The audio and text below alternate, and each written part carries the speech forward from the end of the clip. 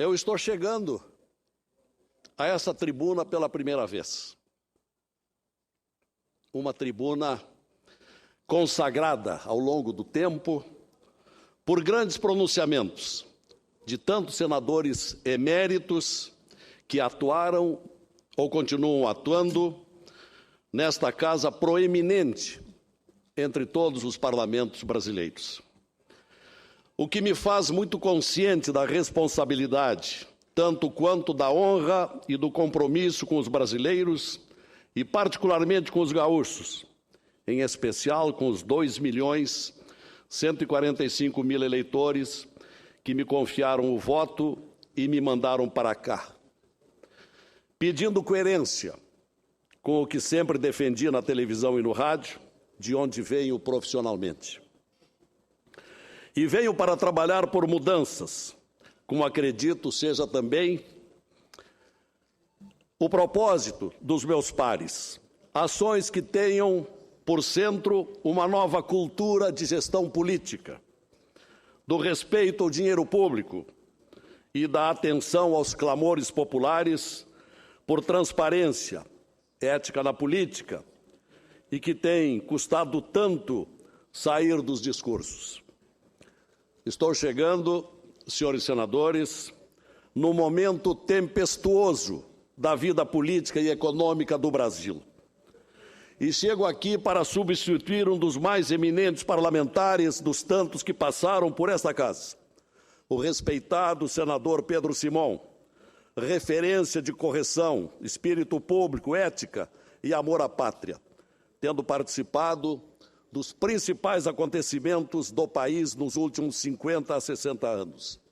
Senador brilhante, que daqui se despediu há poucos dias, preocupado com a situação nacional, definida como dramática, porque as coisas têm piorado no Brasil.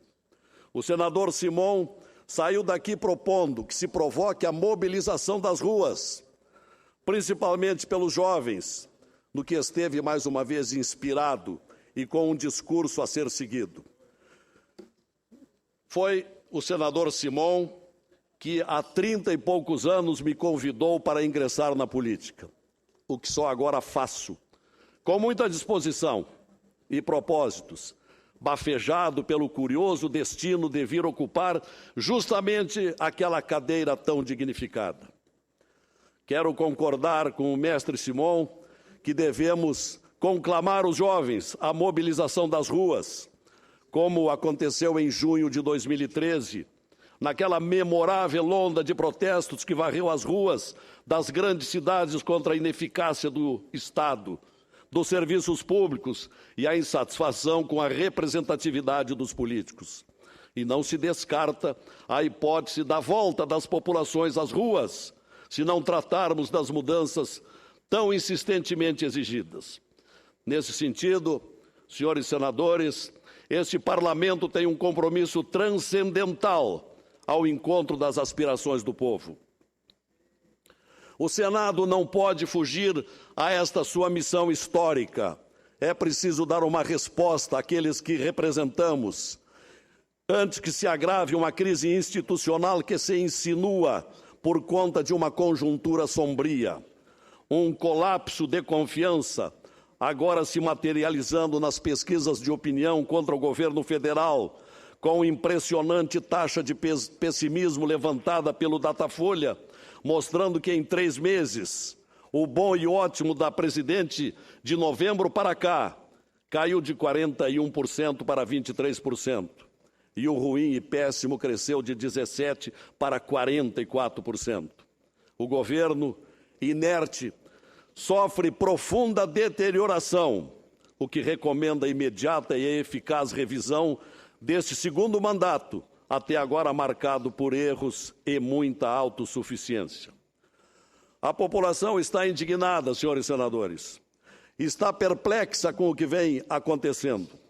Após a eleição, esta população despertou em meio a um pesadelo Inflação crescente, a mais alta dos últimos 12 anos. O governo perdendo o seu controle, quando a meta era de 4,5%, chegou ao teto de 6,5%, e agora com o recente festival de aumentos, combustíveis, energia, taxa Selic, etc., permite previsão de chegar-se logo ali a uma inflação de 7%, conforme os analistas e a intuição natural que todos temos.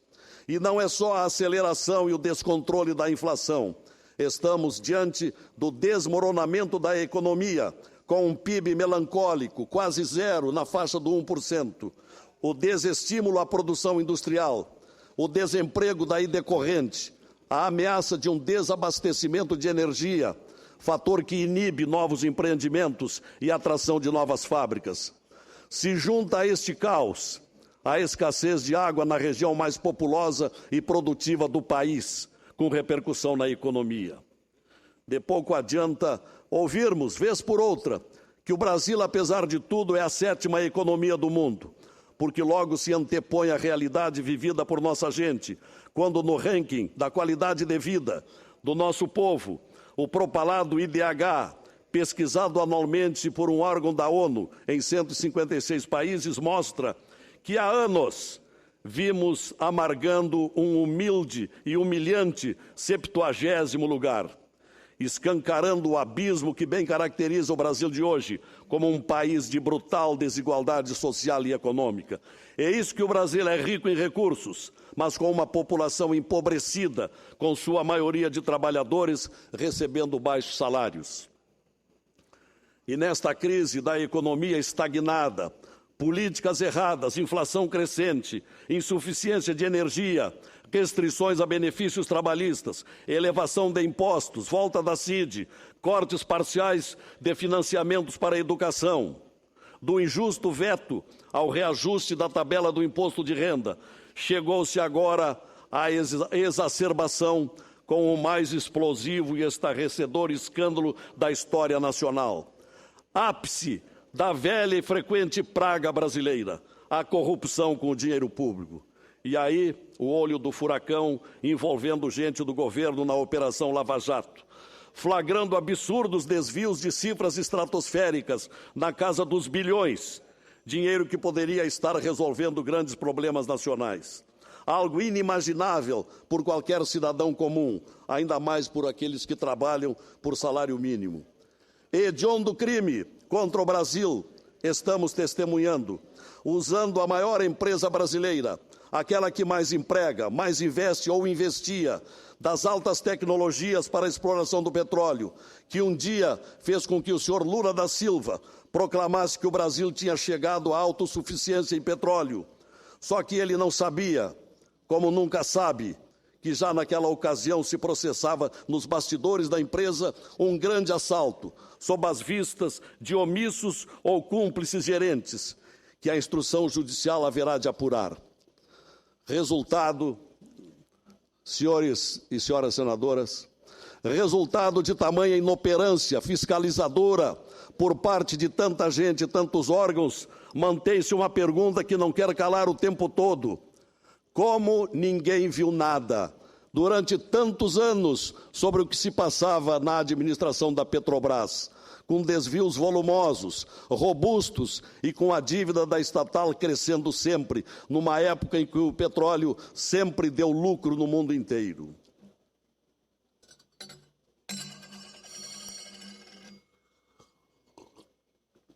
Falo da Petrobras, senhor presidente, senhores senadores, falo com orgulho e pesar ao mesmo tempo. Com orgulho porque a Petrobras nasceu de um projeto relatado por um gaúcho trabalhista, padrão de retidão moral e política, o senador Alberto Pasqualini. Foi ele que, ao tempo do presidente Getúlio Vargas, relatou o projeto da criação da Petrobras. Época em que se discutia se a exploração do petróleo deveria ser por capital estrangeiro ou pela iniciativa privada nacional. Com brilhante argumentação, Pasqualini sustentou que o aproveitamento das fontes naturais de energia do Brasil deveria ser feito não para o lucro do capital privado, mas que deveria se constituir em empreendimento exclusivamente estatal para benefício de toda a coletividade. Imagine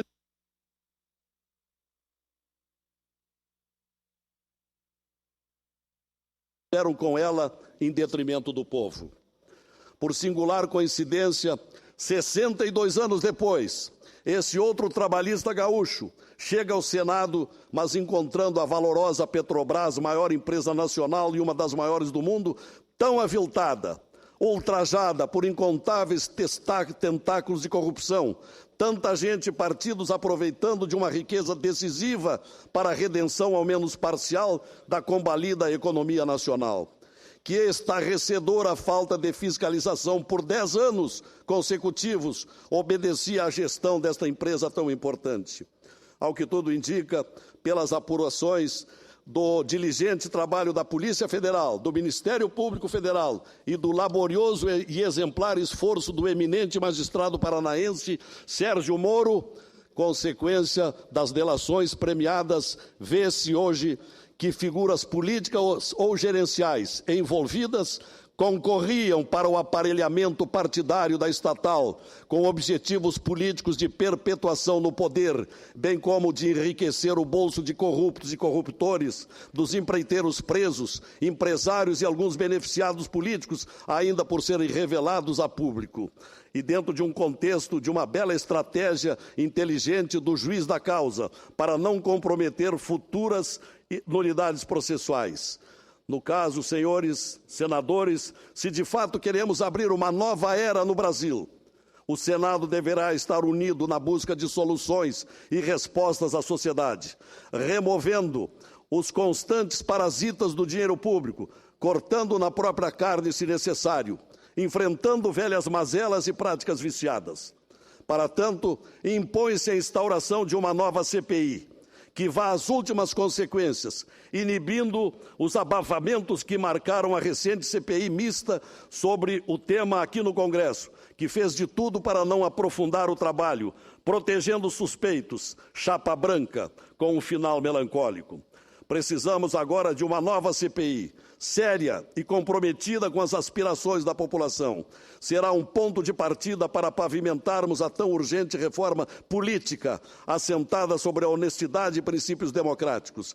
Se há uma acusação de que o assalto à Petrobras teve por finalidade primeira ajudar as finanças do PT e seus aliados de primeira hora, vamos tirar a limpo isto. Quem não deve, não teme. Não podemos nos omitir. O discurso vitimista que se tem ouvido não leva a lugar nenhum.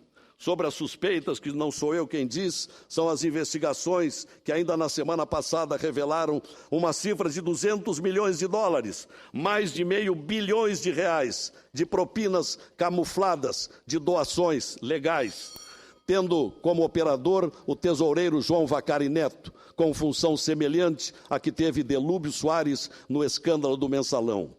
As revelações estão no recente depoimento de quem foi cúmplice do crime, o tal de Pedro Barusco, ex-gerente de serviço da Petrobras.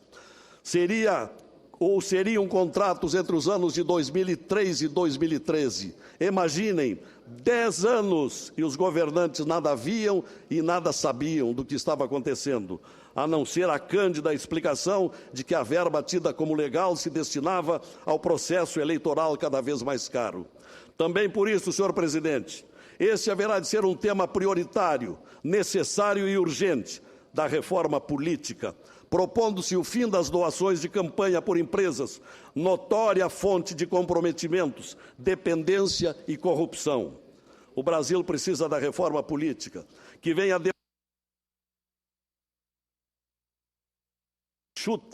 uma reforma enxuta num primeiro momento. Se quisermos fazer uma ampla reforma, acaba não saindo como há 12 anos não acontece. Devemos fazer por etapas, com 4 ou 5, no máximo, temas, aqueles mais reclamados e pontuais, para que saia logo a reforma como arrancada para uma mudança de modelo político e eleitoral do país, atacando as barganhas partidárias, o fisiologismo, os cartéis de empreiteiras, as falcatruas que tanto prejudicam a população trabalhadora e produtiva.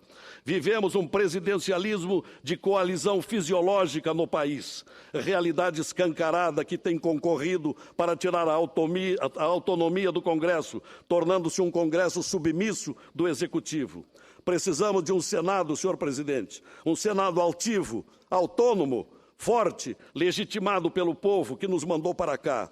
Não um paraíso na terra, como ironizava Darcy Ribeiro, mas uma fortaleza democrática, pronta para renegar a carga tributária mais cara do mundo, que não tem impedido uma casta corrupta a sugar o trabalho alheio. Um Senado protagonista que proponha soluções para ajudar o Brasil nesta hora difícil. Ou atendemos, senhor presidente, a imperiosas mudanças ou concorremos por omissão para o agravamento da crise que se esboça. Temos inalienável compromisso com o Brasil e estamos esperando a presidente que tenha o bom senso de revisar suas diretrizes de governo, fazer uma correção de rota se quiser evitar um desastre.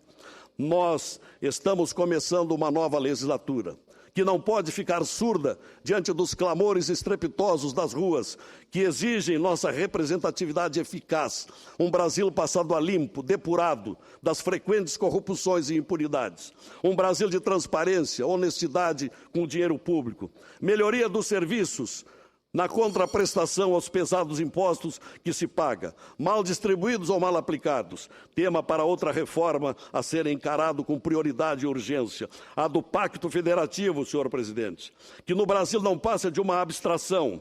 Somos uma federação só no papel. Na verdade, compomos um aberrante federalismo imperial, onde o rei, ou no caso de hoje a rainha, recebe nossos recursos de súditos de forma centralizadora, enquanto os estados e municípios são servilmente dependentes, à míngua e em constante procissão de prefeitos a Brasília, suplicando por socorro, assoberbados por encargos, com ônus financeiros, sem bônus correspondentes. De nada adianta a Constituição falar em autonomia dos estados se eles não têm recursos, a cada vez têm mais obrigações. O governo federal gasta muito e gasta mal. Não faz nenhum aceno presentemente ao corte de gastos, mesmo em um tarifaço asfixiante. Estou quase concluído, presidente. Asfixiante tarifaço contra o contribuinte, cada vez mais criando as abusivas contribuições tributárias, das quais nada vai para os estados, ficando privativas do governo federal, que as utiliza para sua gastança. Nem mesmo vemos sinalização da regulamentação que irá balizar os pedidos de renegociação das dívidas dos estados, como a do meu Rio Grande do Sul, que vive uma situação caótica. Urge que o Brasil seja, de fato e de direito, uma federação, com autonomia e recursos nos estados, e a União sendo uma verdadeira república democrática, de poder político identificado com o povo, sua única razão de existir. Nunca é demais lembrar que o Estado não é um fim em si mesmo, é meio para a realização das pessoas, para que tenham assistência à saúde, incentivo à educação, infraestrutura, etc. Benefícios que a população brasileira só possui muito precariamente. Nosso cidadão não pode depender de uma vontade única e voraz. Enfim, o Senado tem um papel urgente, intransferível e necessariamente catalisador da massiva discussão nacional que virou palavra de ordem em toda a extensão nacional. Mudança, positivas mudanças. Termino, senhor presidente, com uma frase do grande senador Alberto Pasqualini, que dignificou esta casa, quando escreveu: "Se queres mudar a sociedade, comece por mudar o homem. Precisamos mudar, e sem demora." Senador Lazier Martins, presidente, eu queria apenas, não poderia deixar, como senadora do Rio Grande do Sul e tendo vindo da mesma área de Vossa Excelência, da área da comunicação, desejar-lhe boas-vindas ao mundo político. Tive que aprender muito ao longo desses 4 anos do exercício do mandato que os eleitores do nosso Estado me conferiram.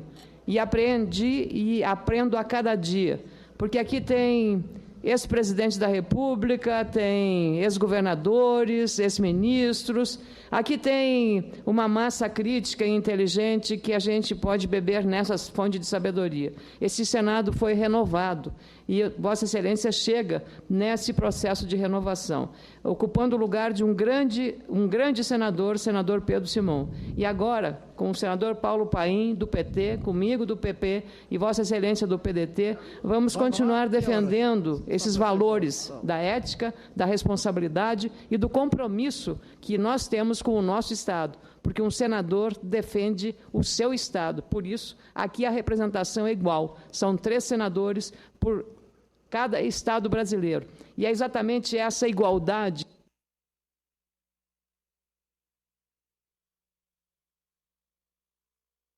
do senador Jorge Viana, que está presidindo, a defender o seu Acre, junto com adversários políticos, e nós, que somos aliados pela causa do Rio Grande, estamos aqui com esta missão e essa responsabilidade. Então, bem-vindo à Casa da República, bem-vindo à Casa da Federação, bem-vindo a este grande e novo desafio de ser senador do Rio Grande e aqui, junto com os seus pares, desempenhar esta missão tão difícil num ano muito, muito complicado, com crise econômica e com crise política, como bem definiu Vossa Excelência neste primeiro pronunciamento de inauguração do seu mandato formalmente. Muito obrigado.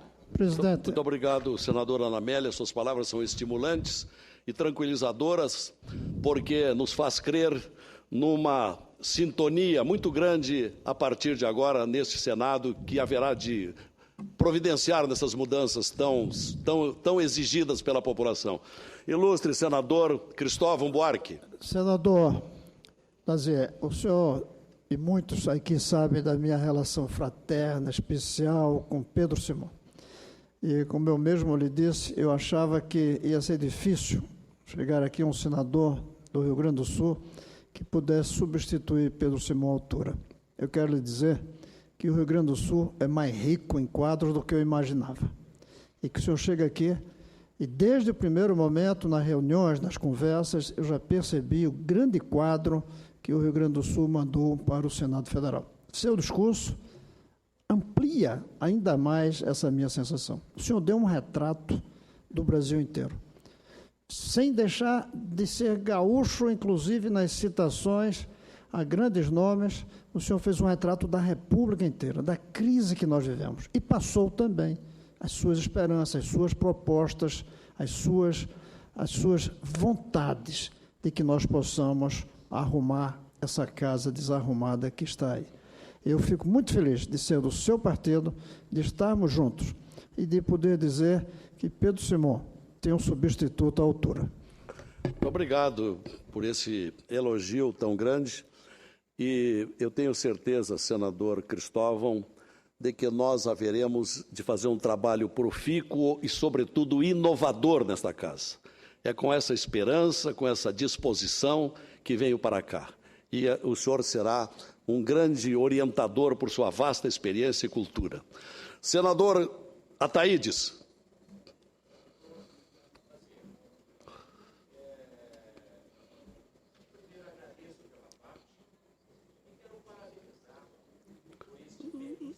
O senhor pode ligar o microfone, que nesse ramo eu tenho alguma experiência. E competente, muito obrigado mais uma vez. E competente discurso. Como disse o senador Cristóvão, em 10 minutos, Vossa Excelência fez um retrato, uma radiografia de como se encontra o nosso país hoje.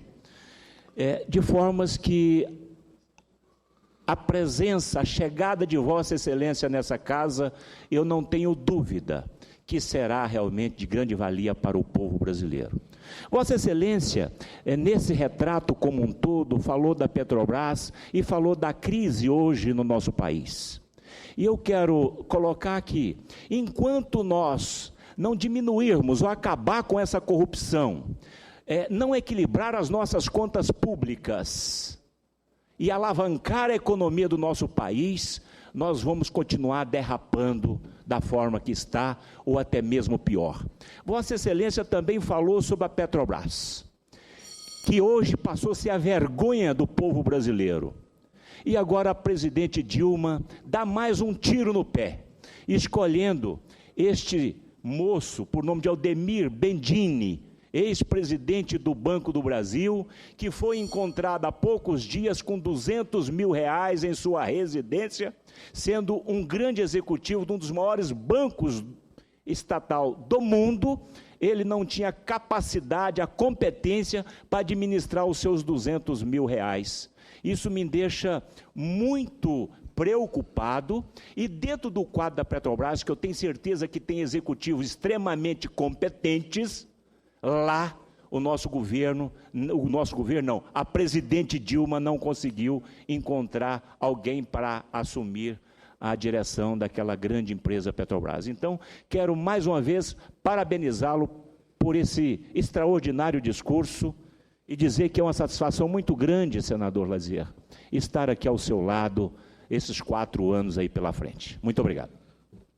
Venho inspirado por Vossas Excelências, talvez deva esse pronunciamento ao que eu tenho aprendido, porque há muito tempo tenho sido telespectador deste canal, de modo que já conheço bastante os senhores e as suas ideias de prosperidade que nós haveremos de levar adiante. Senador Lazier, por gentileza. Meu líder partidário, senador Assir. Muito bem. Eu fiz questão de apurar um pouquinho o passo para chegar a tempo de lhe fazer uma parte. Vinha ouvindo Vossa Excelência pelo rádio. Quero cumprimentá-lo pelo brilhante discurso. Vossa Excelência fez uma radiografia da situação atual do nosso país. De fato, nós precisamos e vamos debater muito esse tema com relação à economia brasileira, o que está acontecendo no país nesse momento, e o papel do Senado, e como nós temos que nos postar diante de tudo o que acontece no nosso país.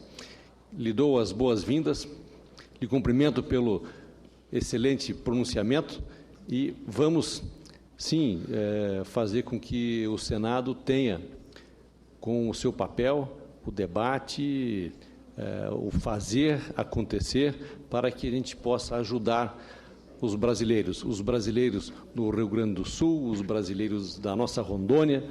Nós realmente temos uma missão muito importante, e eu não tenho dúvida que nós, do PDT, agora, com Vossa Excelência junto conosco, nosso partido recebeu esse reforço e vamos continuar avançando cada vez mais em prol do crescimento e do desenvolvimento do país. Meus cumprimentos a Vossa Excelência. Obrigado, senador Assir. Tenho certeza que com sua liderança, e não apenas do nosso sexteto pedetista, nós haveremos de fazer um trabalho uniforme nesse Senado. Eu tenho percebido que há uma consciência e urgência das transformações que esse país está precisando. Permite uma parte? Senador Paulo Paim, com muito prazer, meu outro co-estaduano, que muito respeito e admiro.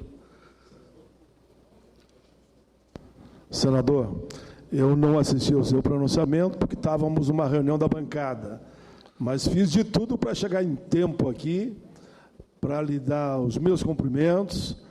Vossa Excelência, como jornalista, sempre teve uma posição muito firme, muito dura em relação à política, e eu diria que nesse momento aqui no Parlamento, Vossa Excelência expressa exatamente o que foi no longo da sua vida. E isso demonstra coerência. E eu queria, nesse momento, dizer que podemos divergir em alguns pontos, e é natural, até já conversamos sobre isso, mas eu tenho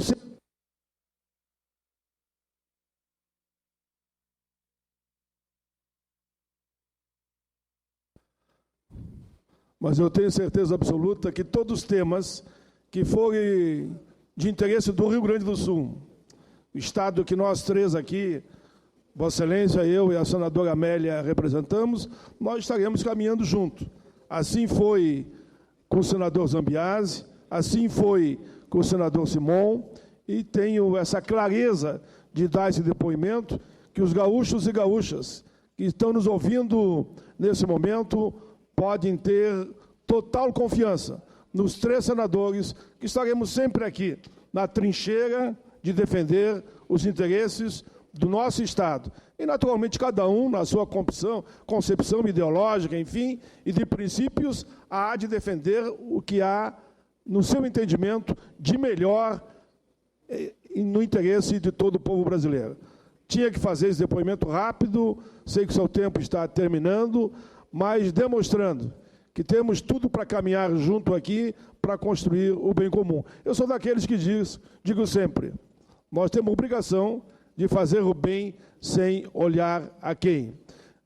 Tive a alegria que Vossa Excelência me solicitou de, na sexta-feira ainda, me inscrever para que Vossa Excelência tivesse um lugar de destaque na fala no dia de hoje.